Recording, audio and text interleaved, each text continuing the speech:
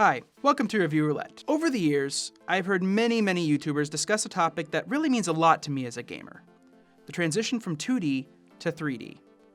Especially in that one particular series that everyone keeps arguing about. Because I'm a 90s kid, I grew up mostly playing the platformers of the NES, and Genesis. Although, I still have some love for the games that came out in the next generation for the N64, PlayStation, and Dreamcast. But the games from those first consoles will always remain close to my heart. Over time, and after listening to people discuss this ad nauseum, I've noticed a recurring trend in the way people talk about this transition and how they determine whether or not a game from a franchise successfully translates to 3D. Namely, whether or not a franchise stays true to its core values, its essence, what it is and what it is trying to be as a game. And for that matter, whether or not a franchise even can maintain its essence in the transition to 3D. In this analysis, I'm going to pick out 3 of the biggest franchises from video game history and talk about how and why they succeed or fail in this transition. Super Mario Bros., Sonic the Hedgehog, and, of course, The Legend of Zelda. First, I want to clarify what I mean by what a game is and what it is trying to be. When you pick up a game, you play it for a reason. To conquer a level, to explore a world, interact and team up with players around the world, to fight monsters or criminals or Nazi soldiers, you get the idea. And as you play the game, you gain an understanding of what it is asking you to do, your mission or objective. How you, the player, respond to this instruction alongside your interactions with the game's world, including things like art style, graphics, and music, determines whether or not you enjoy the game and can heavily impact the likelihood that you play more games from that franchise or development team in the future. Essentially, you come to feel like you know what this game series is about and what you will get when you start playing the next game in the franchise. It's often this ingrained understanding of what a game, say a Zelda game for example, needs to be a Zelda game that determines in our minds whether or not it is a good Zelda game. Kind of creating a sort of no true Scotsman fallacy. Sometimes game designers change things up. Try something new to test the waters and what they think will sell, or what they think will be a fun way to interpret the character or story. Sometimes these changes are bad. Sometimes they're good. And often, they're difficult for longtime fans to adapt to, since, everyone hates change. But sometimes these changes are necessary given the direction that the medium seems to be moving. And when we hold on to the old ways, we're viewed as nostalgic at best and backwards at worst.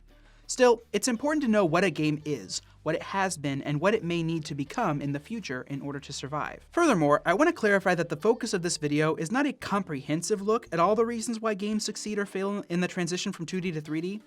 For example, some games were just broken from the get-go, while others, like GTA, end up getting completely redefined by the players. Rather, I want to direct the focus to this idea of how we define a game's essence, and why the first generation of 3D games may seem more distant and alien to their predecessors than one might expect from a seemingly simple shift in dimensions. With that said, on to Mario.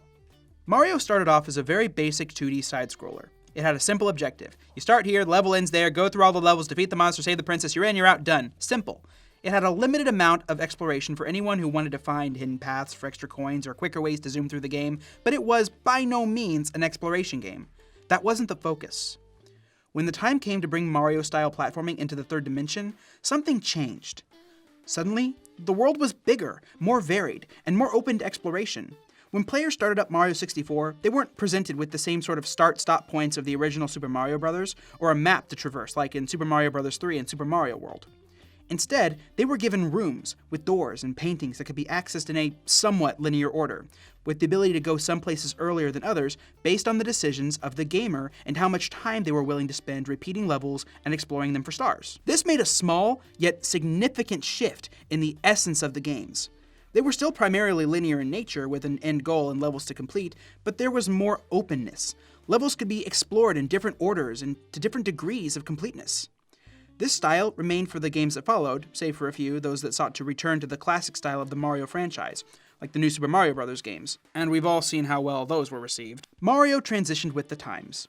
We had better technology that allowed for a bigger world, and Nintendo took advantage of the resources and opportunity, leading to what I would call a very successful transition to 3D. Still, when I look back on how much Mario has changed, I find myself questioning whether they truly held on to the same essence of the old Mario games from the NES and SNES. While they may be the natural progression of the platforming genre, consider what made the original game stand out.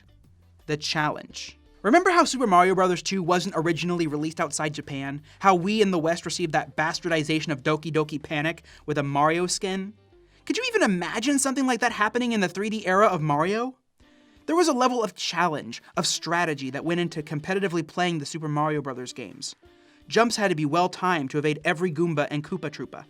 Once Mario moved to 3D, these obstacles became less serious threats and could simply be walked around. While the heart of the Mario world has remained true to its iconic origins, that which made the Mario games shine in their early days has diminished, if not disappeared entirely.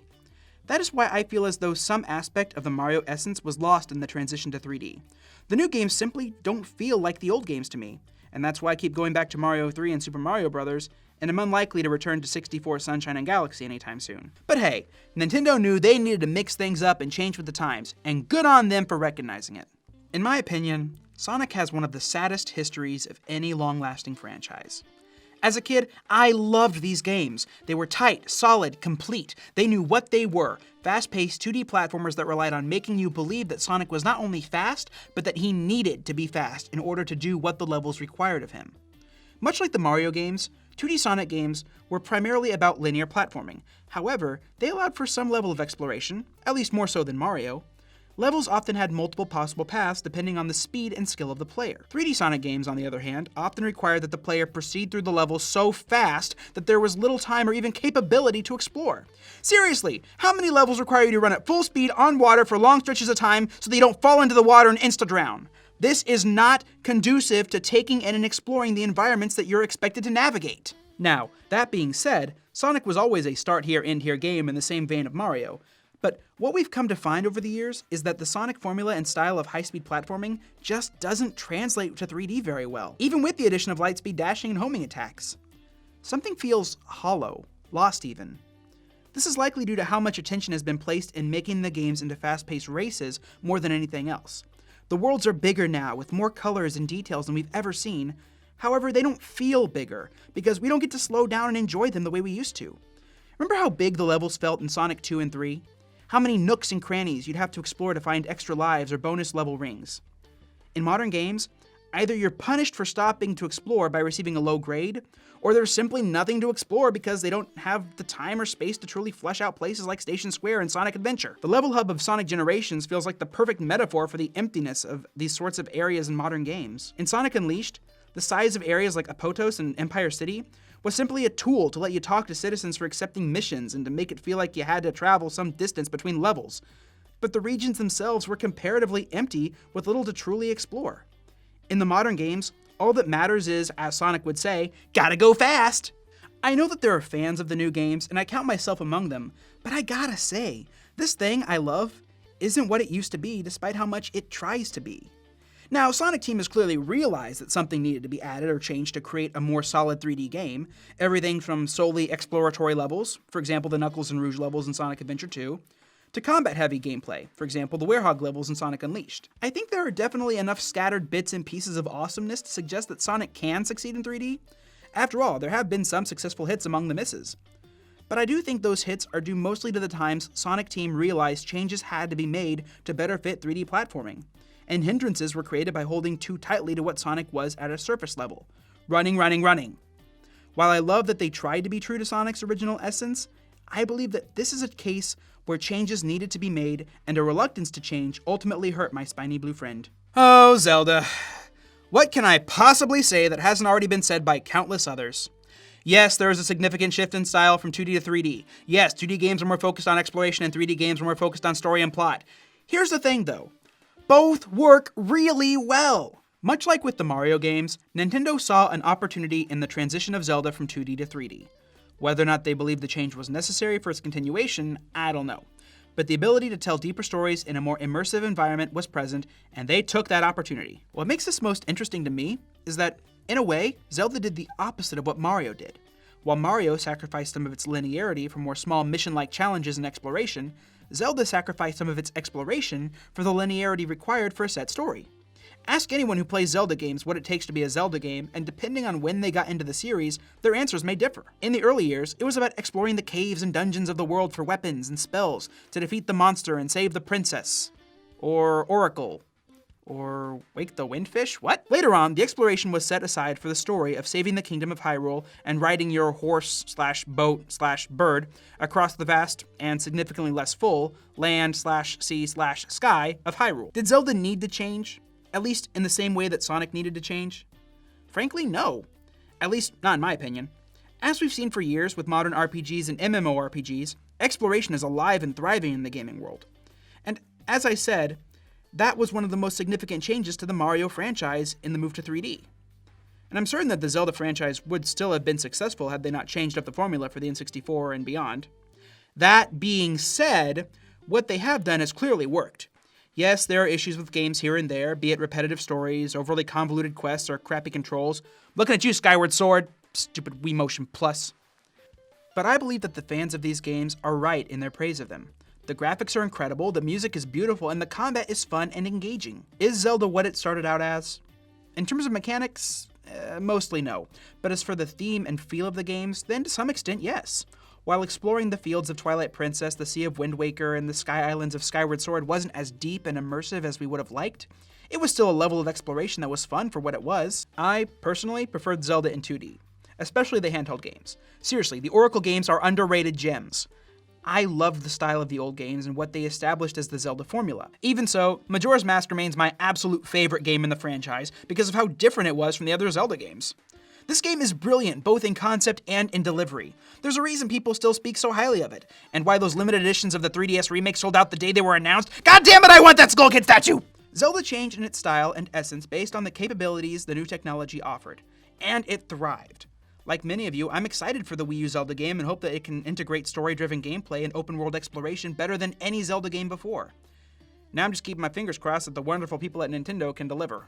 Mario and Zelda changed their essence to differing degrees and met with mostly success due to their nature of adapting to the changing styles and technologies.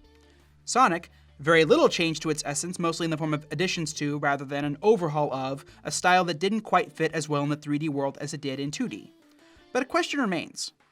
Is it possible to stay true to a game's original essence and still succeed in the transition to 3 dimensions without sacrificing mechanics or thematics for the sake of technological advancements? While my knowledge and experiences are limited to, well, my experiences, I do believe that there is at least one franchise that successfully made the shift while staying true to everything that made the games great in the 2D days of old. Metroid. Let's face it, the Metroid games were great because they knew what they were and what they wanted to do. And they delivered consistently. And yes, I'm including Other M in that statement. What made Metroid so great, so captivating, was its ability to draw you into this world. It was dark, it was tense, the music and lighting were perfect for the environment it was building, and you were constantly pushed to explore every nook and cranny for any lingering upgrades or hidden passageways. And when it came time to move Samus into the world of 3 dimensions, what we got was pure gold. The Prime trilogy could have ended up little more than bland FPS games, but what we received was a game that not only gave us an interesting way to experience the FPS style, but also stayed true to the dark and often unsettling environments that the Metroid series was known for. Exploration was still present, massive boss battles were still present, and yes, large areas that required a great deal of backtracking were still present. I don't know, I didn't really mind it. Plus, the new technologies made available by the GameCube and Wii were integrated perfectly into the games. Even Other M, for all its well-deserved hate for its terrible voice acting and cringe-inducing interpretation of Samus, was still fun to play. The style was very true to that of Super Metroid, and I, for one, found the gameplay excellent. Well, mostly. It would have been nice to actually move around while firing missiles rather than going into a stationary FPS mode. Seriously though, it's a good game. Just hit the mute button whenever a cutscene plays. Overall, the Metroid franchise had a formula that worked. And they knew it.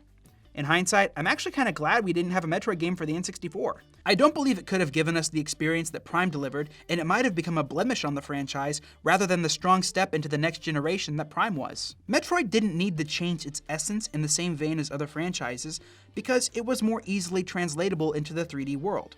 And to me, staying so true to its roots so successfully sets it apart from other franchises. When you look at Mario and Sonic games, they have an immense library of spin-offs and side games that suggest the franchises were being milked for all they were worth.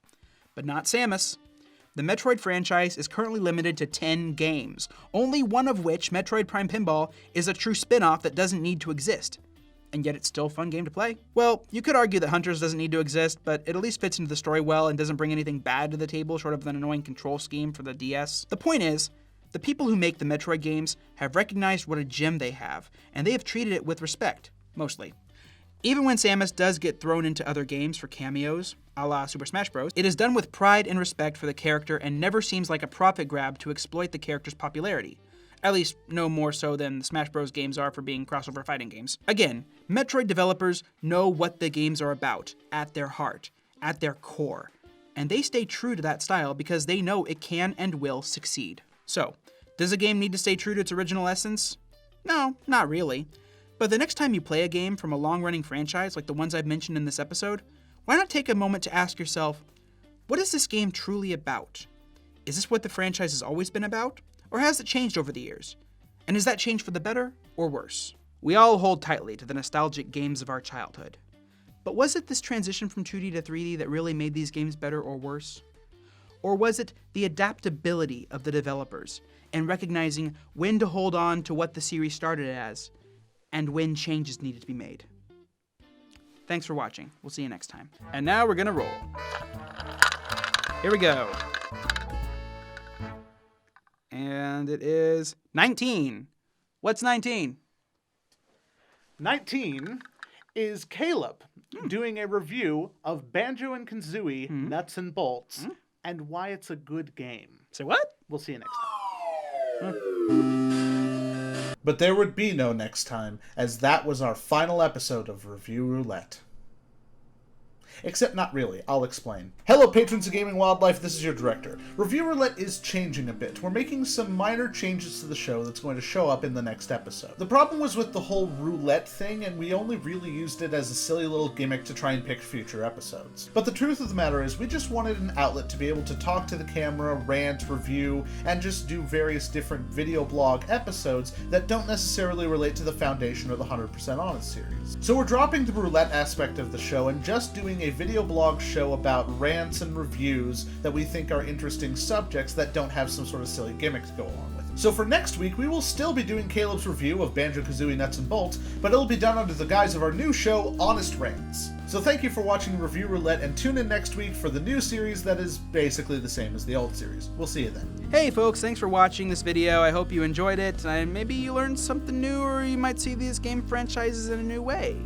Even the ones everyone is talking about. I get it! You like Ocarina of Time, you like Link to the Past, whatever. Majora's Mask is still the best. Rabble, rabble, rabble. Anyway, please like and comment, and if you're new here, subscribe. I promise future videos aren't quite this long and lecture-y. What are you, a teacher?